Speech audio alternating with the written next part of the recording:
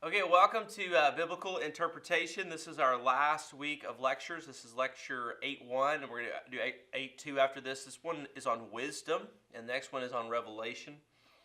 And so we're talking today about wisdom then and now. Wisdom literature in the Bible is actually one of the most commonly misinterpreted parts of the Bible.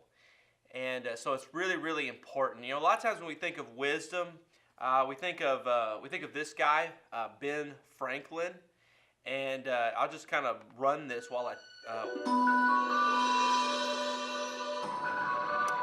talk.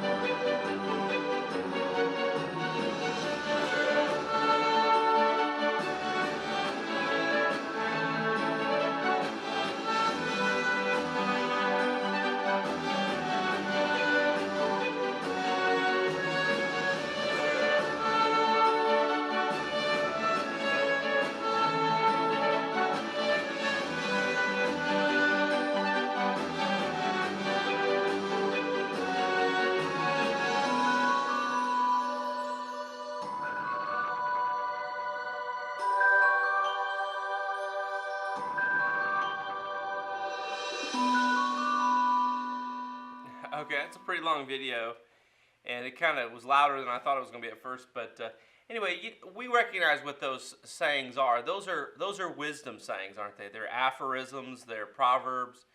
They're sayings of the wise Benjamin Franklin. And one of the things about proverbs is that they're sort of short, they're sort of catchy, they're sort of memorable. I don't know which ones stood out to you. I thought all of them were pretty good. A few of them really stood out to me, but this is what wisdom literature looks like in one form or shape. And it raises this question, why do we need to interpret wisdom? Obviously, what is wisdom exactly? And why do we need to interpret it? Well, the answer is that wisdom is among the most commonly misunderstood or misapplied parts of the whole Bible. People will quote a wisdom saying, and then they'll apply it in a way that it was never intended. Now, what happens when you do this is you lose the benefit that God actually intends, and you end up promoting something that God wasn't actually even trying to promote. For example, Proverbs is often used to promote materialism. When we were living in Fort Worth, there was a guy there who you can see him on TV. He's one of these religious guys on television. He's really a con artist, and he promotes all this wisdom, but it's really all about making him get rich, and it's promoting a kind of materialistic perspective. And this is just one of the ways in which wisdom literature can be misapplied. So what exactly is a wisdom book?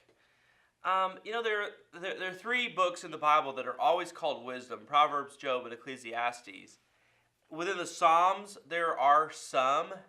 parts of the Psalms that are wisdom literature, and a book called the Song of Songs, sometimes known as the Song of Solomon, is regarded as wisdom literature, probably because it was associated with Solomon, the wise king. So what is the nature of wisdom? What exactly is wisdom? Well, the book does a great job of defining this, and it's basically this: wisdom is making, or the ability to make, godly choices. Wisdom is sort of this insight for godly living, how to do and make the choices God wants for us to make. And where do we get the answer to what God wants us to do and how He wants us to live? Wisdom is the ability to make godly choices. Now, the most common ways that we sort of abuse wisdom literature is by not reading the whole book. The famous line in Ecclesiastes is a time for everything, a time to be born, a time to die. A verse like that could very, very easily be abused or misunderstood without understanding what the whole book of Ecclesiastes is actually saying, what it's actually getting at. Another problem is just misunderstanding terms, or words that actually occur in the wisdom literature, or misunderstanding the style of wisdom literature, what it's trying to say, and how it's trying to communicate what it is that it's trying to say. Both of these are problematic. And then another abuse happens when people miss sort of the line of thought. They sort of understand the book of Job, for example, to say something, but they don't really understand what the whole message of Job actually is. And so they read from some part of it and miss the overall point that the book is actually trying to make. So the question of wisdom literature, in a way, is sort of the question of who is wise, or how do you get wisdom? And throughout the Bible, we're taught that there are wisdom teachers that can help with this. But for most people, wisdom happens at home. They're taught that by their parents. It's kind of this proverbial prudential wisdom, advice from mom and dad about how to live and how to be successful and how to be happy and how to make good choices and godly choices in your life. But wisdom also happens through the dialogue, through the conversation, like we see in the book of Job, for example. In the book of Ecclesiastes, wisdom happens in a monologue. One person is doing all the talking. Now, when we look at wisdom in the Bible, one of the things we have to do to understand it is to realize that there's different types of it. Some wisdom is proverbial, like the book of Proverbs. Quite clever, name for that. Some of it is speculative, like in Ecclesiastes and Job. It's sort of contemplating, what is the meaning of life? What is life all about? Some of it is in the form of a song or lyrical wisdom. The Song of Songs is a song that teaches wisdom. What a novel thought that songs could actually teach wise and godly things rather than so much of what we hear in music nowadays. Poetry is also a part of wisdom literature, and so we need to remember, what we learned about poetry already, that some of it contains these synonymous sentences where one line matches the next line. Sometimes the first line is then contradicted in the second line, or that the first line builds on with the next lines that follow, synthetic. When we look at wisdom literature, we find so many of the things that we find in all the other literature. We find, long acrostics, where the letters add up to make a word, like the Lady Wisdom, or what we call the Proverbs 31 woman. Alliteration, where all the letters are the same, occurs in the text in Ecclesiastes 3. There are numerical sequences. There are comparisons, similes, metaphors, parables, allegories, riddles. All the things that we see, for example, in Jesus' teachings and in the New Testament, we find in this type of literature. So let's take a minute and look at each one of these types of literature and see how we interpret them. So let's take the book of Proverbs, for example. The book of Proverbs is a kind of prudential wisdom, practical wisdom for everyday life, using these memorable aphorisms like Ben Franklin. It's different than the speculative wisdom we see in Job or Ecclesiastes, where they contemplate the great issues of life. Here it's more basic, more like parental learning, parental teaching. son, this is what you need to do. The father speaking to the son in Proverbs so many times. And the contrast is the life of wisdom versus the life of folly. And the life of folly is the kind of things that we would tell our own children, Son, don't ever be involved in violent crime, Don't make commitments you can't keep. Don't promise things you can't deliver, you can't do. Don't be lazy. Don't be dishonest. Make really wise choices about who you love and who you're physically connected with in that way. So the life of wisdom and the life of folly. What it teaches us. Well, interestingly, what we find in Proverbs is a lot of what we find in the rest of the Bible. That teaches us to care for the poor, to respect government leaders, to discipline our children, to be modest in the consumption of our alcohol. In fact, the New Testament passages about don't get drunk on wine that leads to debauchery actually quotes the Proverbs that shows us and reminds us the danger of overconsumption. Ask anyone who's ever been to a frat party on college campuses, or any mom who stood beside the road where her son was involved in a collision that had alcohol involved in it. There is wisdom in life, and there's a life of folly and a life of wisdom, and it teaches these things, as well as how to regard our parents. What's missing in Proverbs and in proverbial wisdom is much talk about God or religion specifically. It's seldom mentioned. And it sort of raises one of these great questions of life. Must we be religious to be godly? Must we be doing something that's quote-unquote religious in order for it to actually be godly? The extreme position is to spiritualize everything. And to spiritualize things, actually, the danger is that you lose the real value that God put in the mundane things, in the created world. God made the world, put us in it, and said it's good. The ordinary things of life have great value to God. And we don't have to do things religiously always in order for them to be godly. Making godly choices and godly decisions about what we do, about being honest, loving our neighbor. These aren't religious, but they are very much in the area of being godly. One way we can misunderstand the Proverbs is simply by misunderstanding what they are. Mesalim is the Hebrew word that describes a figure of speech, a parable, a contrived saying. Proverbs are brief, they're particular, they're designed to be catchy and memorable. They're not long explanations. They're really just simple statements, and we can very easily miss the real point. We must understand them on their own for what they actually are.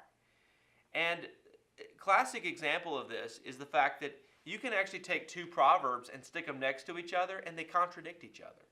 Think of the English proverbs, look before you leap, and then the one that says he who hesitates is lost. Well, on surface value, these things contradict each other. Look before you leap means you ought to always hesitate and think about it and contemplate it. He who hesitates lost says you better be ready to make a quick decision and jump right in with both feet. Well, those are two different types of wisdom for two different types of situations, aren't they? We have to understand the situations. They don't actually contradict each other, only on the surface. And so what we've got to understand with Proverbs is Proverbs are not to be taken without thought to all the other wisdom that must be brought to bear in making decisions. They simply point us down the road to truth. Let's look at 3 examples of Proverbs and how we can misinterpret them. One of these Proverbs is about adultery. And it says, can a man scoop fire in his lap without his clothes being burned? First of all, I can't imagine why you would ever want to do that, but if you decided to put hot coals in your lap, I would suspect that you're going to get burned. Can a man walk on hot coals without his feet being scorched? We sometimes see this in the movies or whatever, but practically speaking, no, if you go walking around on hot coals, you're going to burn your feet. Well, so is he who sleeps with another man's wife, adultery. No one who touches her will go unpunished. Now this proverb, I should say, is clearly about what? Adultery.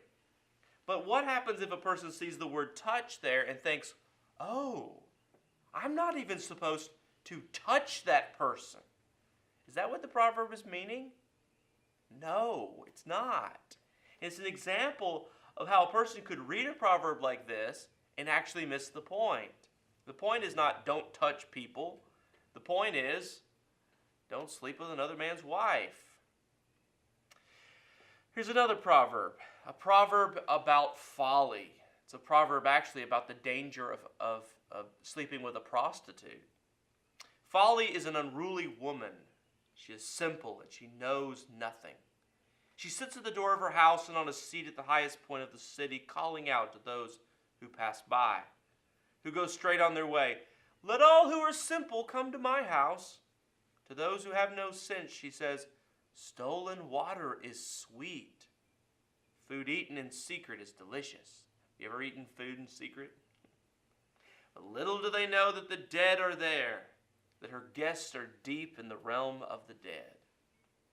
This is a proverb that's actually an allegory. It's a proverb where wisdom and folly are being described in terms of, well, folly is, in terms of a prostitute.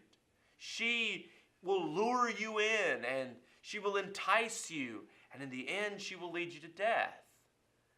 But the proverb is not really so much about prostitution and the danger of being with a prostitute. It is, on a larger scale, it's the danger of folly. That folly will lead you to your death. Folly will entice you and attract you and tempt you and destroy your life. The way of foolishness, in contrast to the way of wisdom, will be your downfall. Proverbs 16:3 is one of the most well-known proverbs. It's the one that says, commit to the Lord whatever you do and he will establish your plans. But some people have read this wrong. They have read this to mean, well, if I just say to God, I'm going to commit this plan to you, God is going to make sure that that actually happens. Is that what the proverb is saying? Is it a guarantee that God is going to make your plan work if you commit it to him? That's what a lot of people have said and misinterpreted the Bible to mean. But that's not what it means at all. I actually quoted this verse when we did a series on New Year's resolutions, which everyone knows that most New Year's resolutions are never kept. But if we commit it to the Lord, if we will say we're going to do it and stick with it and focus on it and make it happen, well, then we're more likely to succeed. But if we plan to fail, or if we fail to plan, we plan to fail. So how do we take these proverbs and then apply them to our life? How do we make the connection from what we can understand about them to then applying them? Here's some guidelines. Proverbs are not legal guarantees from God. It doesn't mean that if you say, train up a child in the way that he should go, when he's old he will not depart from it, that if you do these things, God will make sure that your child is just exactly right. It doesn't work that way. It doesn't work that way in any part of life. They are not guarantees. Proverbs must be read as a collection. So many times I hear people say, just read the nugget. Just read the single proverb and that's all you really need to focus on. No. You need to read the chapter. You need to read the book. You need to understand what it's saying. The whole point that it's trying to get across. Proverbs are worded to be memorable, not to be theoretically accurate. In other words, they're pointing you toward a truth, but they're not giving you the full picture. Some proverbs, in the end, will need to be translated to be appreciated. When we talked about stolen water is sweet, not everybody understands what that means. We sometimes have to explain and to translate the meaning. All right, that's Proverbs. What about another piece of wisdom writing, the book of Job? The book of Job has been called one of the greatest literary works in all of the world. In world literature, it's regarded by many to be the greatest literary work ever. in this book, Job is there, God is there, Satan is there, and Job undergoes this horrible suffering. And all of his friends, his comforters, come to him: Bildad, Zophar, Eliphaz, Elihu. And they all come to him and they tell him, Job, what you're going through because for some reason or other, you must have sinned in some way. But here's the deal. All of Job's comforters are wrong. And if you read the book of Job and the many chapters of the book of Job, and you read Bildad or Zophar or Eliphaz or Elihu, when they're speaking, and then you take what they say and say, well, that must be true because it's in the Bible, you are wrong. And you're misinterpreting what the text is even trying to say to you. Misinterpretation comes in the book of Job when we don't pay attention to who is speaking. They are all wrong in their assumptions. One of the issues of the book of Job is the question in life: does everything happen as a direct result of God and God's actions in punishing us for our disobedience? It's also known as the law of lex talionis, the law of retaliation, the law of revenge, that God is going to put vengeance on you every time you don't do what you're supposed to do. He's going to strike you with lightning. Is everything a direct result of God? And Job is struggling with this as much as all the rest of the characters in the book, because he's saying, look, I don't understand. Why am I suffering? I've done nothing wrong. I'm righteous. I've done all the things that God wants me to do. I've kept the law. I've done all these kinds of things. I did nothing to deserve this. The comforters say, well, you must have done something wrong to deserve this. You must have. There's no other explanation for how you could be suffering in this way unless God is punishing you for some sin. So go to God and ask for His forgiveness. So in the end, Job, the book, is sort of dealing with this question that life, or this issue that life is not fair. And Job is certainly correct in his conclusion about this. But he's also asking in this book the question that we all ask: why me? Why me? Why am I going through all of this? And in the end, God appears to Job in the whirlwind, in the theophany, in the revelation, and He says, were you there when I formed the foundations of the world? Were you there when I laid its cornerstone? Were you there when I put the stars in the sky? Were you there when I made all this? Were you there? The answer is no. God, who has made the world and everything in it, is vast and mysterious and beyond our understanding. His ways are above our ways, they're beyond our understanding, but beyond our ability to fathom who He is and what He's about. My ways are above your ways, God says. And in the end, Job repents and he acknowledges that although he doesn't understand why he's suffering, that he will not impugn the character of God. He will not question God and His sovereignty in all that happens in the universe. He will not question God and what God's doing. He doesn't have the answer, and neither do we, to why so much suffering happens in the world. And if we want to see the follow-up to that, just think of Jesus at the cross. Why does Jesus go to the cross? He didn't deserve it. He didn't do anything to deserve it. But as the book of Job says, things like, I know that my Redeemer lives, and I will stand with Him on that day. And though you slay me, yet shall I trust in you. As you read the book of Job, we must be aware of its structure.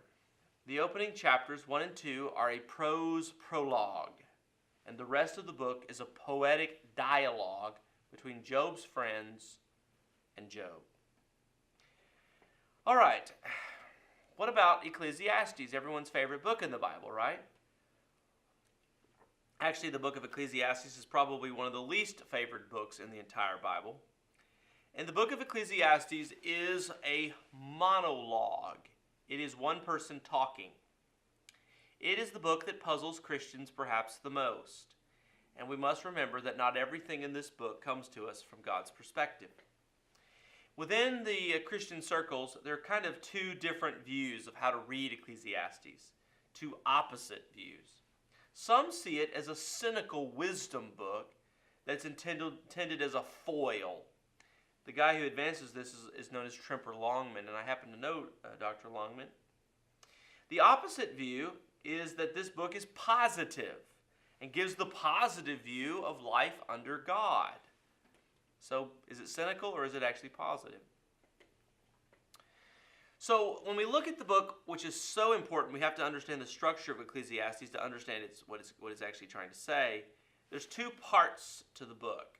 There's the beginning and ending, which is written by Kohelet, which is not written by Kohelet, but about Kohelet, about the teacher, in the prologue and the epilogue. And then there's the main body of the book of Ecclesiastes, which is the monologue. The teacher is speaking. The whole body of the text is the teacher. But here's the deal. Kohelet, the teacher, does not have the final word. The prologue and the epilogue have the final word on what the teacher says, and that's crucial to understanding the meaning of the book of Ecclesiastes. The key term in the book, Hebel or Hevel, normally rendered meaningless, everything is meaningless, is not always clear to us as to what it actually means in this Hebrew term, this Hebel term. What does it actually mean? It could be translated vanity, futility, vapor, or breath. And here's the question. Does it mean something like vapor or breath? In other words, everything in life is ephemeral, nothing is permanent, which is a true statement, right? I mean, nothing is really permanent. Or does it mean that everything is meaningless? Well, clearly it can't possibly mean that everything is ultimately meaningless if we believe in God. In fact, here are the 5 realities of the book of Ecclesiastes. God is real. God's ways are not always understandable. What happens under the sun doesn't always add up, at least in our estimation. Most things are repetitive, and death is the great equalizer. Those are true statements from Ecclesiastes. So what's the solution? How do we solve this book of meaninglessness? The foil theory that I told you there's 2 ways to see the book, and this is the view that I would advance, is that this book was written with a clear purpose in mind. Everything but the frame, the prologue and the epilogue, represents a brilliant argument for the way one would still find positive things to look at in life if God played a distant role and if there was no life after death. If there's no life after death and God is sort of way away, far away, uninvolved, then the teacher is right. Everything in the end is sort of ephemeral, doesn't really last. Let's just enjoy life as the best that we can. But in the foil theory, what this does is it makes one long for something deeper, something more permanent, something more lasting, something more real. And that is for a real covenant relationship with the living God. All right, what about the Song of Songs? Sometimes called the Song of Solomon. Well, it's a lengthy love song. Not like the love songs we listen to today, perhaps. But it is a ballad about human romance, written in the style of ancient Near Eastern lyric poetry, right? This is interesting because what it does is something that people did in those days. They wrote love songs like this. The question through the ages has been, is this really a romance song between a man and a woman, or is this more than that, an allegory of some sense? Jews and Christians have long sought to allegorize this, either as Christ's love for the church or something like that, which to me seems a little creepy, when in fact it's clearly about human love. The attraction that is expressed in this book even comes in the form of dreams. The lover says, "I slept, my heart was awake." In other words, I was dreaming about you. This book actually reminds us of one of the great teachings of the Bible. Sex is created good by God as a source of joy and blessing in a monogamous marriage. We see it in its statements on the ardor of love, and its advice on romance, on its romantic invitations, on its exaggerated boasts, on its need to resist temptation, on how the lover's attraction is greater than the splendor of Solomon's. But we have to be aware when it comes to the Song of Songs that this book is really advancing something very important, an ethic of monogamous marriage. It is written to affirm love in a marriage relationship. Within the culture of the ancient Near Eastern genre, marriage, attraction, and fidelity was something that people needed for society to sustain itself. It's an important thing. But it is suggesting, not describing for us godly choices. And in the end, this book is about a virtuous romance, not like a modern sex technique book that is a bestseller type book in our culture today. All right, that's wisdom literature and how to interpret it. And that's all for that for today.